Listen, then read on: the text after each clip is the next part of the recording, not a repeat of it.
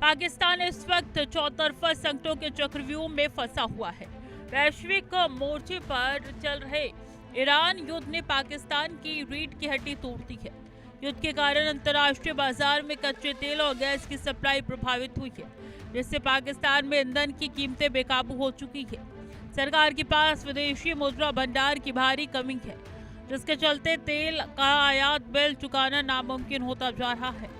ईंधन महंगा होने का सीधा असर देश के ट्रांसपोर्टेशन और बिजली उत्पादन पर पड़ा है, जिसने पूरी आर्थिक व्यवस्था को ठप कर दिया है।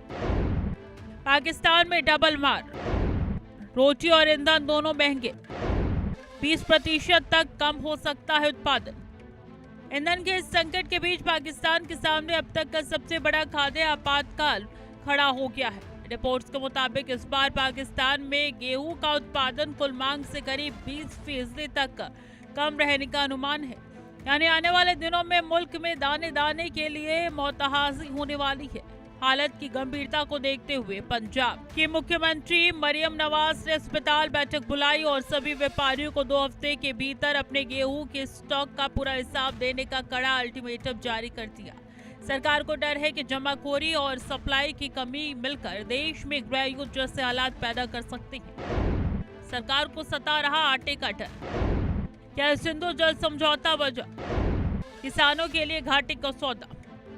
इस चौतरफा तबाही के बीच पाकिस्तान के भीतर एक नया नैरेटिव गढ़ने की कोशिश की जा रही है। वहाँ ये सवाल तेजी से गूंज रहा है कि क्या इस गेहूं संकट के पीछे भारत है। दरअसल पिछले साल भारत ने सिंधु जल समझौते को लेकर सख्त रुख अपनाते हुए इसे सस्पेंड करने की दिशा में अहम कदम बताया था, जिसके बाद से पाकिस्तान में पानी की किल्लत पर बहस छिड़ गई है। लेकिन कृषि और कूटनीति के एक्सपर्ट्स का मानना है कि कुछ और ही है। विशेषज्ञों के अनुसार भारत को दोष देने से पहले पाकिस्तान को अपने गिरबान में झांकना चाहिए, क्योंकि ये बदहाली पुराने नहरों, बदहाल सिंचाई व्यवस्था, गिरते ग्राउंड वाटर और सरकार की घोर लापरवाही का नतीजा है। पाकिस्तान के किसान संगठनों का कहना है कि देश में खेती करना अब घाटे का सौदा बन चुका है।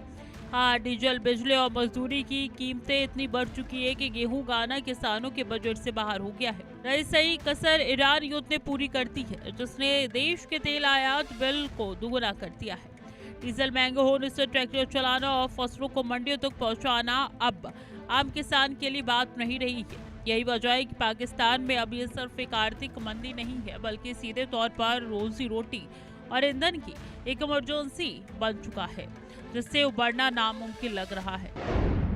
डीजल पेट्रोल ने बढ़ाई और आग, तेल आयात बिल हुआ दोगुना, रोटी से लेकर सफर तक महंगा। कुल मिलाकर देखिए तो पाकिस्तान ने हालात बद से बदतर हो चुके हैं।